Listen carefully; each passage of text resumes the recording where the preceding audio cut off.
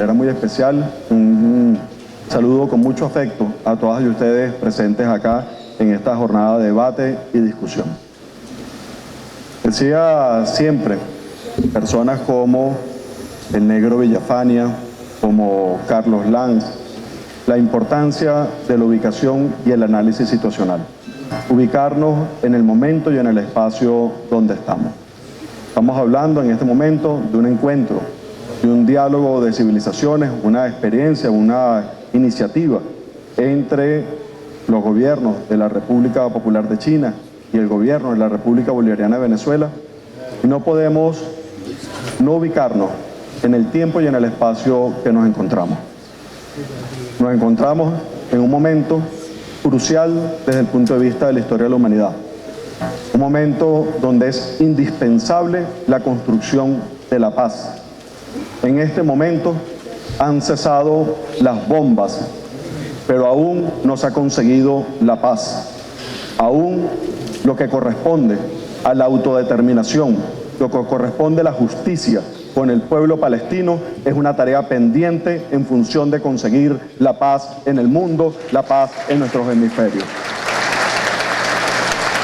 El presidente de la República ha lanzado una iniciativa que tiene un contexto fundamental y es la carta que ha lanzado planteando una cumbre mundial por la paz. Insistimos, las razones estructurales están pendientes. Los elementos fundamentales están pendientes. Si no aprendemos a respetarnos, es imposible alcanzar esa paz. Dice el presidente Maduro en la comunicación que envía y hace pública: frente a este panorama, Venezuela hace un llamado urgente a que las organizaciones del sur global, incluyendo el Movimiento de Países No Alineados, la Liga de Estados Árabes, la Organización de Cooperación Islámica, el Consejo de Cooperación del Golfo, la Unión Africana, los BRIC, la CELAC y otras instancias regionales para que promuevan de manera conjunta un cese al fuego inmediato y el completo en Asia Occidental.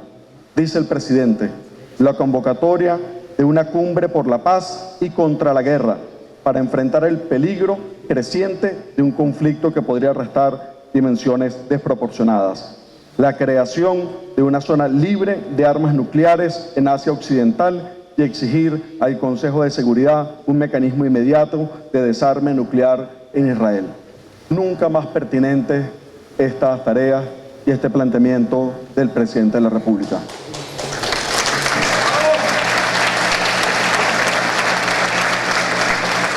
Pensar que porque acaba un hecho noticioso, porque se da una solución a una coyuntura determinada, se acaban las razones estructurales de los conflictos, es prácticamente que un infantilismo.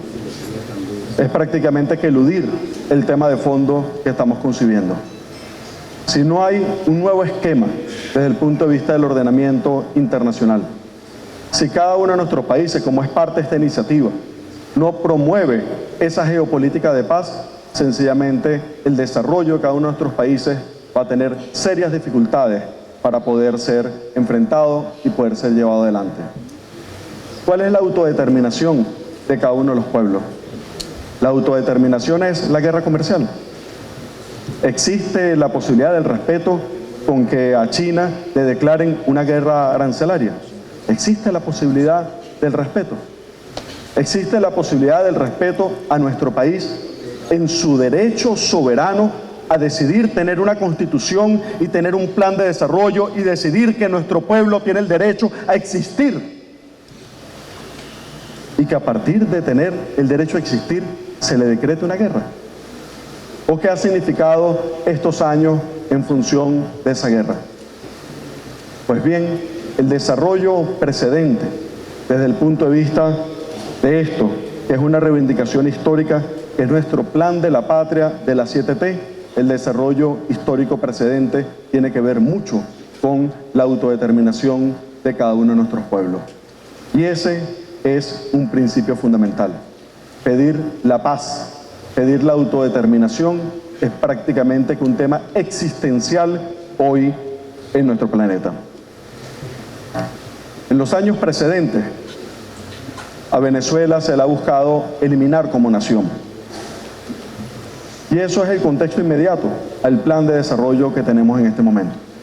Se ha buscado que desaparezcamos como nación. No ha habido una agresión más grande en toda la historia republicana. Es dejar de existir como nación. Es que los poderes de la República desaparezcan.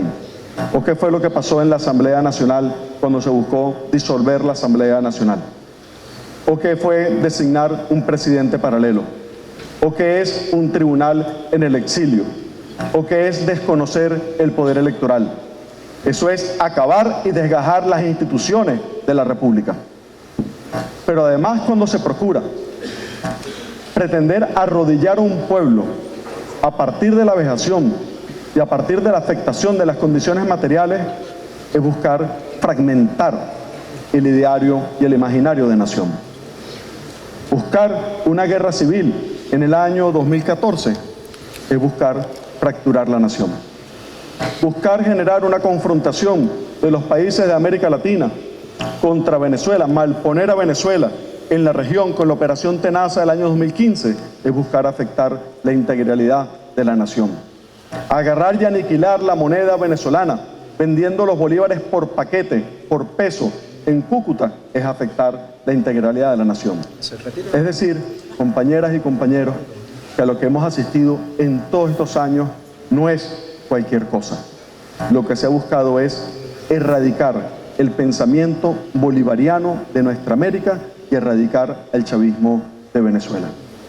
Este tema es sumamente importante, porque cuando hablamos, por ejemplo, de arrasar Palestina, cuando hablamos, por ejemplo, de tirar bombas sobre Irán, sobre cualquier país y devastar una civilización, estamos hablando de las bombas que procuraron lanzar contra Venezuela. El hecho hoy que Venezuela extienda los brazos, se muestra ante el mundo y reconozca un plan de desarrollo efectuado por 166.000 asambleas, por 3.4 millones de personas, habla de un derecho de un pueblo a la autodeterminación y a reclamar el futuro como un elemento fundamental desde el punto de vista del desarrollo. ¿Sobre qué fueron las bombas? Con China efectuamos esbozos de plan de desarrollo. Con la Comisión de Desarrollo y Reforma se elaboró con el comandante Chávez las líneas estratégicas, las líneas centrales desde el punto de vista con la autodeterminación de los pueblos, pero las líneas estratégicas fundamentales desde el punto de vista del plan de desarrollo. ¿Sobre qué fueron las bombas? ¿Sobre qué se buscó aniquilar en estos años? Uno, las bases económicas productivas de la nación. Procurar afectar todos los bienes de capital, todos los circuitos económicos, todos los circuitos logísticos, todos los circuitos de insumos de la República, toda la capacidad de redistribución y de transferencias económicas de Venezuela. Pero adicionalmente, afectar la infraestructura y los servicios.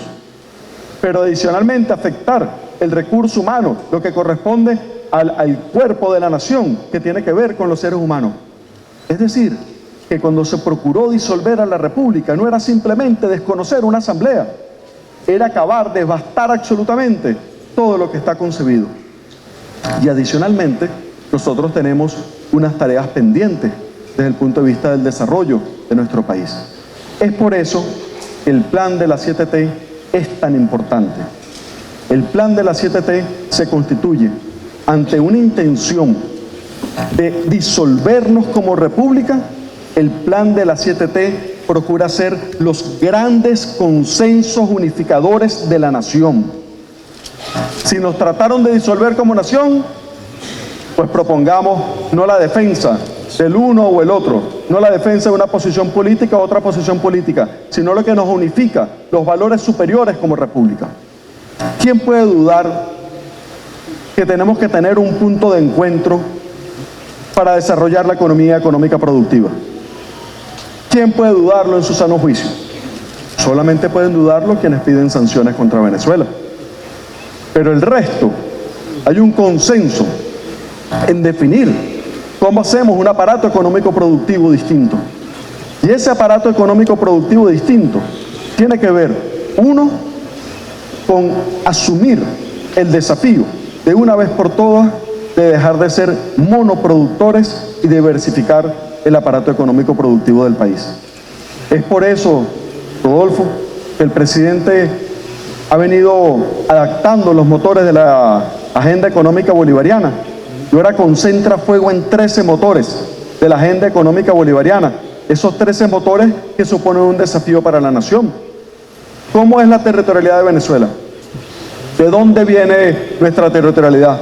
No viene del país, así como las venas abiertas de América Latina, así como la economía comercial expoliativa, que se movía hacia las plantaciones de café, se movía hacia las plantaciones de cacao, se movía hacia el añil, el ganado, y se movió después hacia el petróleo, cuando allá en la década de los 30, en 1936, se hace la inflexión de la exportación petrolera y la explotación agrícola. Eso que marcó un ritmo, una dinámica, ha sido una constante en 500 años. Es la organización de la sociedad, de la economía, del territorio en función de la monoproducción. Y eso tiene cicatrices en el territorio. Cuando uno ve que el 40% de la población está entre el puerto de La Guaira y Puerto Cabello, tiene que ver con esa arquitectura del territorio. Tiene que ver con la economía comercial expoliativa. Tiene que ver con las venas abiertas de América Latina, de agarrar, de galeano, de sacar los productos del país precisamente por los puertos y llevarlos hacia el exterior. Y esa arquitectura se repite en las capitales de estado y se repite en las capitales de municipios. Es una arquitectura del territorio que tiene que ver con la configuración económica y social de la sociedad. Decir 13 motores económicos productivos es una oportunidad única de descolonizar la economía venezolana y descolonizar el territorio venezolano. Es sembrarnos en el territorio. Y entonces, el tigre, tigrito, San Tomé, tienen un valor. No solamente en la faja petrolífera de Orinoco, sino que aparecen con un potencial forestal, aparecen con una industria distinta. Y de repente la mesa de Guanipa surge con una trayectoria y una importancia. Y el Turimiquire surge dentro del territorio en el oriente del país. Y Calabozo, Portuguesa, Cojedes aparecen como las regiones cerealeras en Venezuela. Y la horticultura de piso bajo aparece en la depresión de Quibor Carora y aparece con un potencial enorme, con el 80% de la capacidad de producción de horticultura de piso bajo. Y los Andes aparecen con la fuerza de la horticultura de piso alto. Es decir, y el sur del lago y cada una de las regiones del país. Entonces, de unos puertos para extraer los recursos, de los motores económicos productivos, sale la siembra de la nueva territorialidad de Venezuela.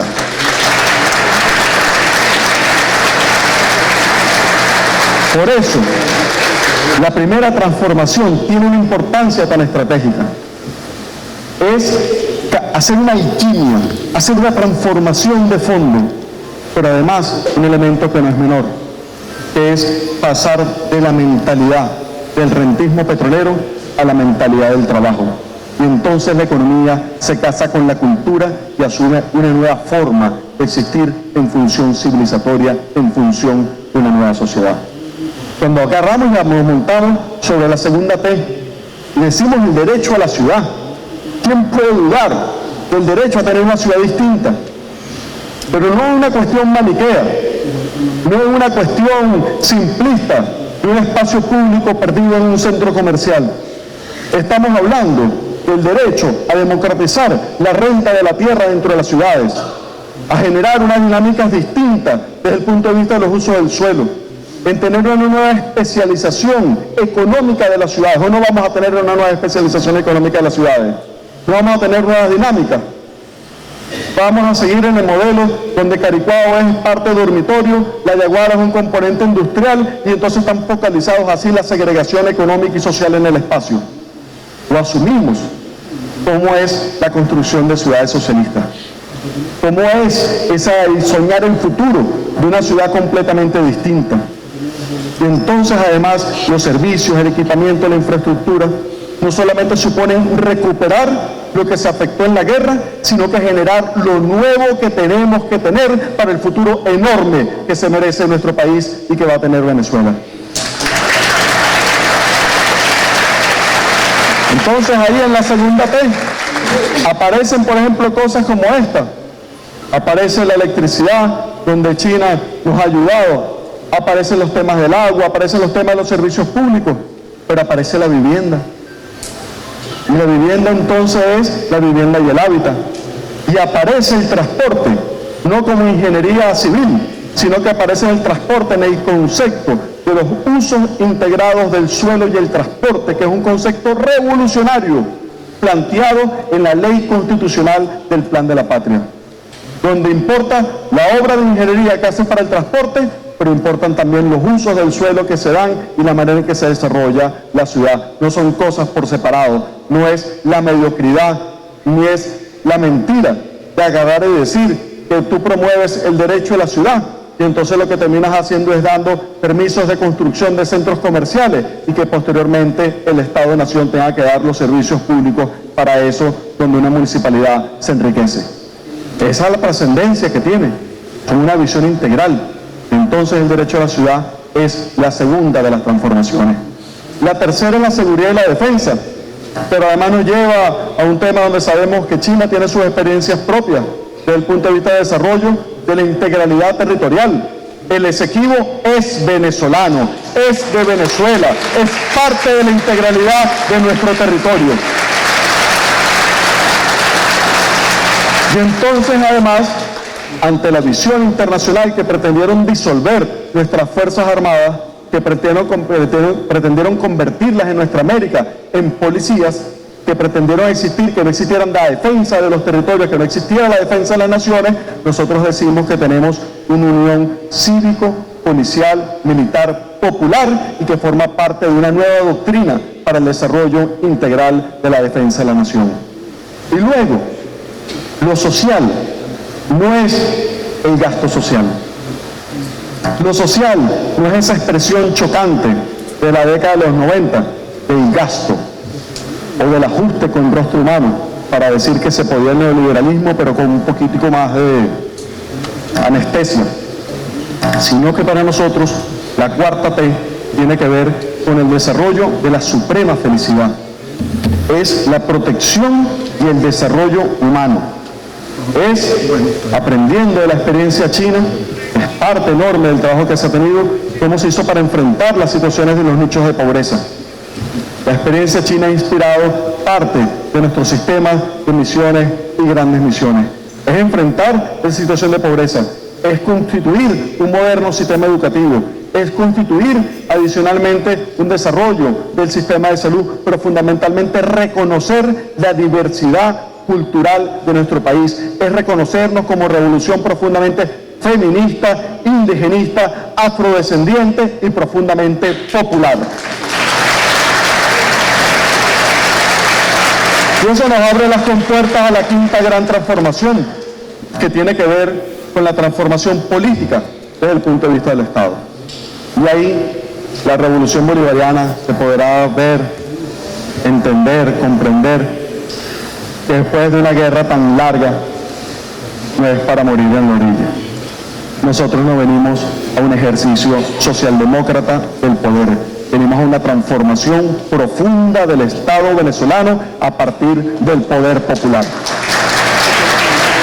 Es por eso que surgen las comunas, es por eso que se ve la importancia de las comunas y los circuitos comunales, es por eso que se ve un nuevo asiento del Estado. Y ahí se empieza a generar un metabolismo, se empieza a generar una suerte de procesos transformativos soñados por el comandante Chávez y llevados adelante por el presidente Maduro, donde sencillamente en la comuna no es simplemente un nivel de gobierno, es más que eso, es la escala donde germina, donde se construye, donde se emancipa el nuevo Estado popular y comunal en Venezuela. Esa es la trascendencia de fondo que tiene esa experiencia. Y por supuesto es modernizar, pero para modernizar hay que primero transformar. Es transformar el Estado y modernizar el Estado. Es la lucha contra la corrupción, es la lucha contra el burocratismo y un elemento fundamental que está en la quinta T, que es la nueva arquitectura territorial de Venezuela. El diputado Rodolfo Sanz hacía referencia a algunos de estos temas. La nueva arquitectura territorial. Y ahí usted consigue dos escalas fundamentales. Una, ¿dónde se siembra? ¿Dónde germina la visión de la democracia directa? Germina en la comuna, pero no se queda en la comuna.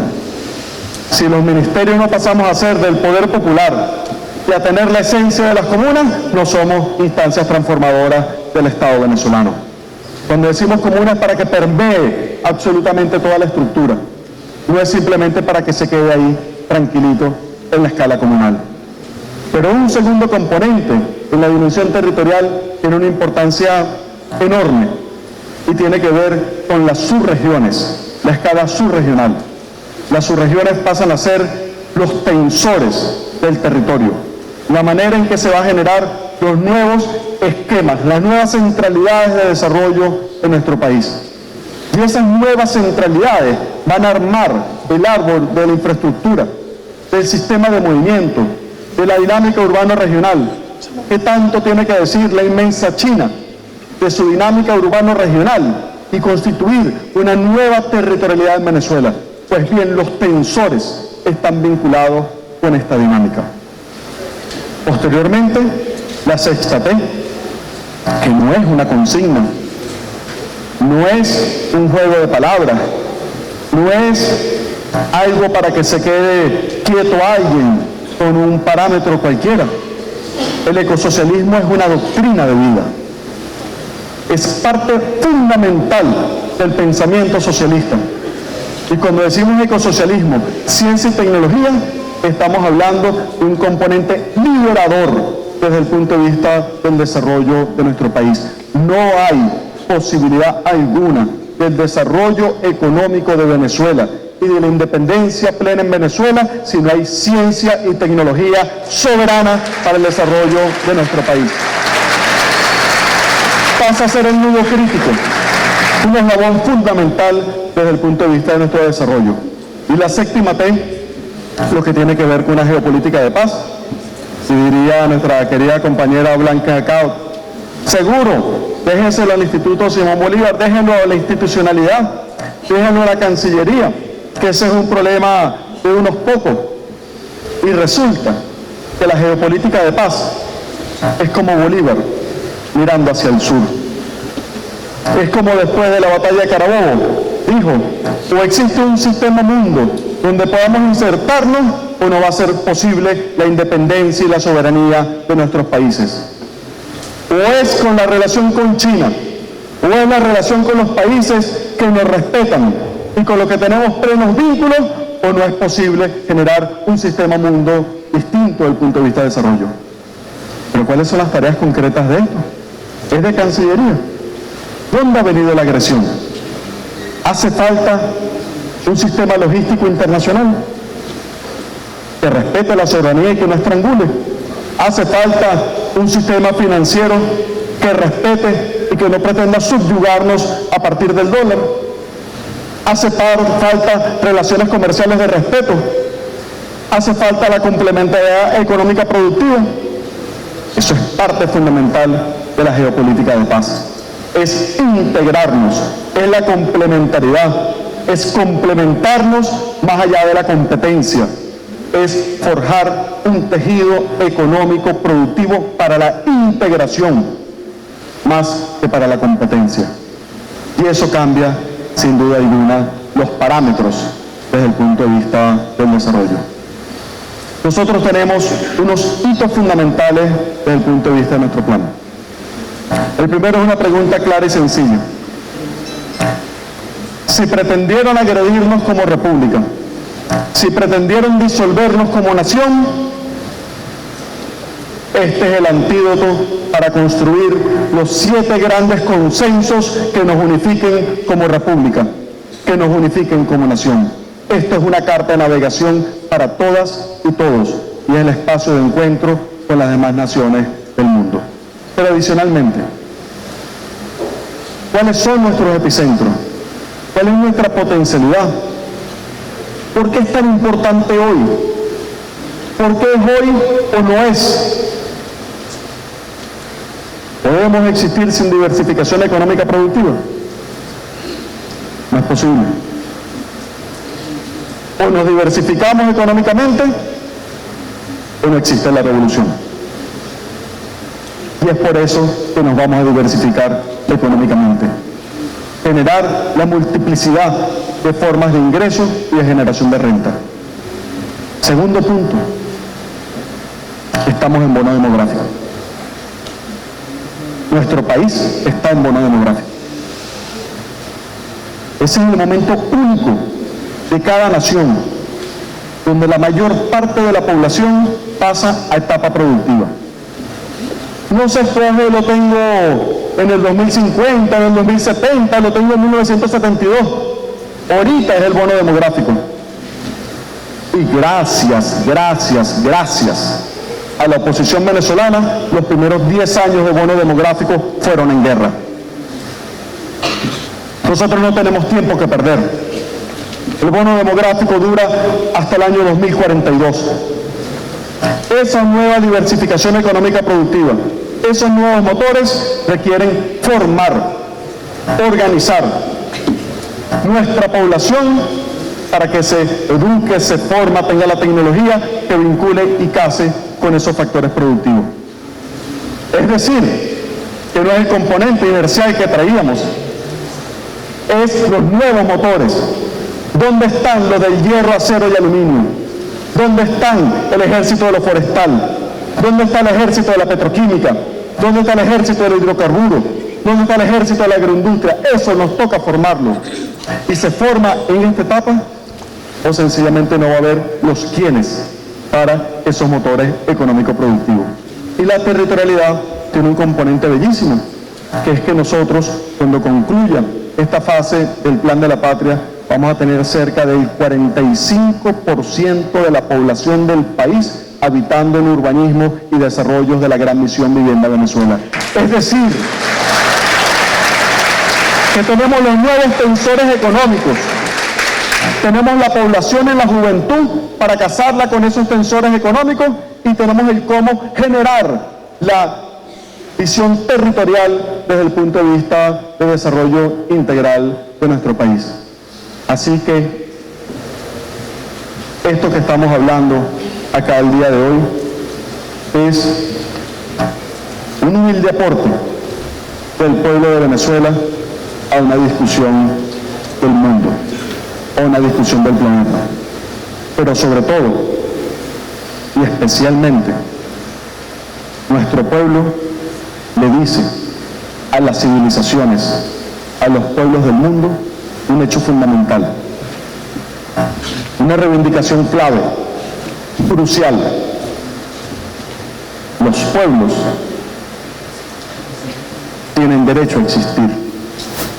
Los pueblos tienen derecho al desarrollo. Y eso es lo que irreductiblemente va a defender Venezuela. Un abrazo muy grande.